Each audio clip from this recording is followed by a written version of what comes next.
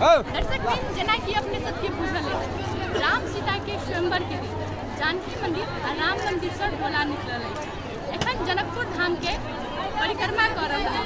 एखन हम सब शिव चौक पर छी, जतऽ अपने सब देख रहल छियै श्रद्धालु भक्त सबके हजारों के संख्या में भीड़ जुटल छै डोला के प्रतीक्षा के लिए। हमरा संग जुड़ल रहू अपने के डोला के दर्शन के। जेना कि अपने सब देख रहल छियै एखन रोड के दुनू साइड से भक्तजन सबके लाइन लागल छै कि कखन डोला एतै, कखन हम सब दर्शन करबै।